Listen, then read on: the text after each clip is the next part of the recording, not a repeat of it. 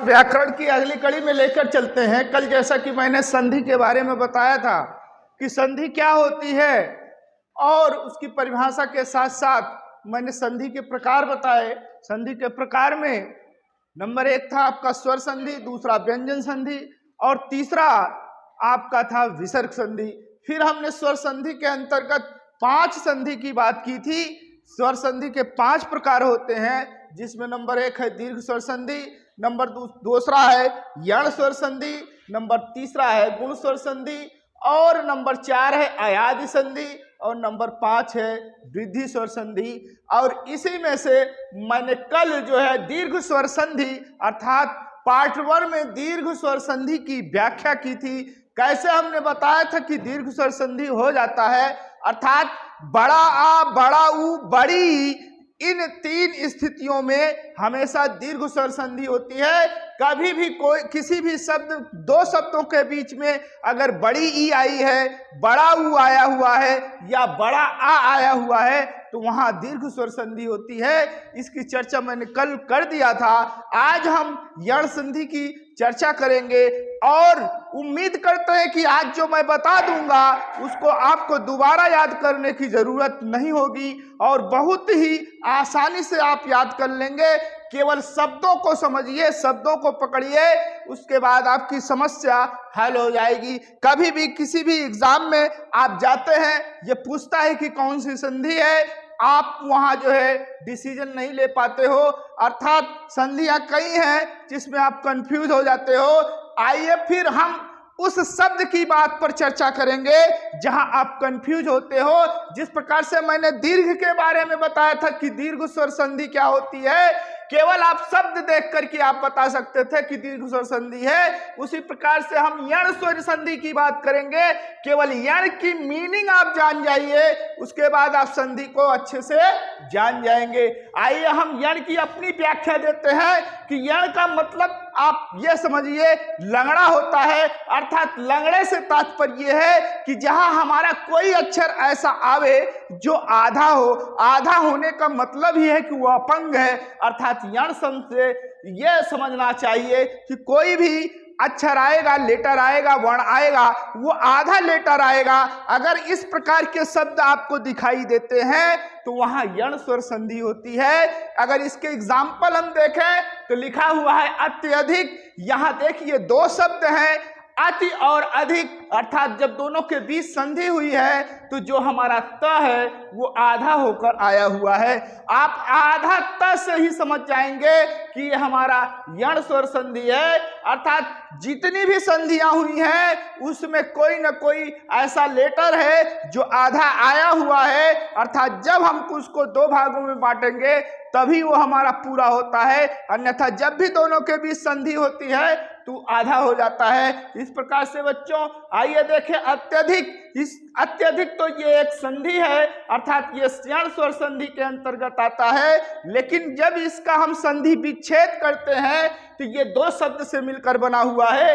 एक है अति और दूसरा है अधिक अर्थात जब अति और अधिक दोनों मिलते हैं तब जाके अत्यधिक बनता है अर्थात ये अति जो है आपका उपसर्ग कह लीजिए। अति का मतलब होता है ज्यादा और अधिक का मतलब भी ज्यादा होता है अर्थात दोनों के अर्थ की अगर हम कंपैरिजन करें तो यही मतलब हुआ कि ज्यादा से ज्यादा अर्थात अत्यधिक का मतलब होता है ज्यादा से ज्यादा।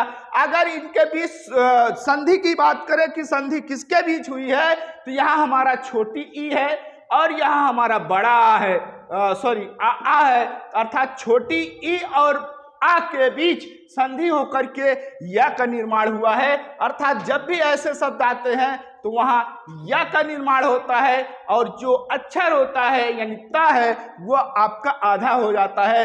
आपको या व रा इससे कोई मतलब नहीं है, आपको केवल और केवल इन आधा अक्षर को देखते जाना है। जिसमें अगर आधा दिखाई देगा उसको आपको सीधा सीधा जो है आपको बता देना है कि यण स्वर संधि है, इसके अलावा कुछ नहीं करना है। इससे बेहतर ट्रिक आपको कहीं नहीं मिलेगी। केवल आपको इस शब्द का मीनिंग याद रखना है जिसकी वजह से आपको पूरा यण स्वर संधि का एग्जाम्पल आपके सामने आएगा। और अगर हो सके तो एक एक संधि का एक एग्जाम्पल आप याद रखिए। जैसे दीर्घ स्वर संधि है, इसका आप पुस्तकालय याद रख लीजिए। यण स्वर संधि है, इसका आप अत्यधिक याद रखिए। गुण स्वर संधि है, इसका रमेश याद करिए। अयाद संधि है, इसका नयन याद रखिए। वृद्धि स्वर संधि है, इसका याद करिए एकाएक। इस प्रकार से एक एक शब्द आप अगर याद रखेंगे तो कभी भी आपकी संधि गलत नहीं होगी। अर्थात इसके आगे हम आपको गुण स्वर संधि, अयाद स्वर संधि और वृद्धि स्वर संधि भी बताएंगे, लेकिन इसके अगले पार्ट में आपको बताएंगे। आज हम इसी यण स्वर संधि को बताकर ही इस चैप्टर को यहाँ पर समाप्त करूंगा। कल जब इसका तीसरा पार्ट डालूंगा तो उसमें आप गुण स्वर संधि, अयाद संधि, वृद्धि संधि, तीनों स्वर संधियों को आप जान पाएंगे। तो आइए फिर यण स्वर संधि के आगे के जो शब्द दिए होते हैं उनकी भी व्याख्या हम देख लेते हैं। जैसे दिया है प्रत्यक्ष। प्रत्यक्ष शब्द दो शब्दों से मिलकर बना है, प्रति प्लस अच्छ। यहाँ देखिए छोटी ई और यहाँ आ है, दोनों मिलाकर के या का निर्माण करेंगे और आधा जो त है वो आधा हो जाएगा। इस प्रकार से यहाँ आधा त आया। इसी प्रकार से अभ्यर्थी शब्द है अभी और अर्थी, यहाँ दो शब्द दिया हुआ है। ये अभी जो है एक उपसर्ग के रूप में काम कर रहा है और अर्थी आप जो किसी चीज को चाहने वाला, इसका अर्थ हुआ। अर्थात यहाँ जो छोटी ई है और यहाँ आ है, ये दोनों मिलकर या का निर्माण करते हैं और भ जो है आपका आधा हो जाता है। इस प्रकार से पित्रा आदेश की बात करें, यहाँ पितृ शब्द है और प्लस उसमें आदेश शब्द जोड़ा गया है। यहाँ जो री आया हुआ है और इस आ के साथ मिलकर के रा का निर्माण हो जाता है। अर्थात री प्लस आ बराबर रा का निर्माण करते हैं। इसी तरीके से यह शब्द आपका बन जाता है पित्रा आदेश, जबकि इसमें त जो है आधा है और रा जो है पूरा है। इस प्रकार आपने देखा कि ये यण स्वर संधि का उदाहरण है। एग्जाम में अन्वेषण का पूछता है कि अन्वेषण का संधि बताइए, तो आप सीधा जानते रहिए कि आधा ना लगा हुआ है, इसलिए यह यण स्वर संधि होगा। अगर इस संधि विच्छेद पूछता है, इसको बनाइए अनु माने होता है पीछे प्लस एसड़, एसड़ जुड़ा हुआ इसके शब्द है। अर्थात ये जो है आपका उपसर्ग आया हुआ है। इस प्रकार से शब्द अन्वेषण बना हुआ है। इसी प्रकार से आप देखें देव्यर्पण, अर्थात देवी को अर्पण, देवी प्लस अर्पण, अर्थात यहाँ छोटी ई और आ मिलकर के या का निर्माण हुआ है और वह जो आया हुआ है वो आधा हो जाता है। इस प्रकार से दिव्यापण बनता है। और स्वागत भी कई बार एग्जाम में पूछा गया है, जो दो शब्दों से मिलकर बना है। एक सु शब्द है और एक आगत शब्द है। सु का मतलब होता है अच्छा या सुंदर और आगत का मतलब आने वाला। इस प्रकार से स्वागत बना हुआ है। यहाँ छोटा ऊ और आ दोनों मिलकर के वा का निर्माण करते हैं और स जो है वो आधा हो जाता है। इस प्रकार से स्वागत शब्द बनता है। बधुआगमन, अर्थात बधु शब्द आया हुआ है।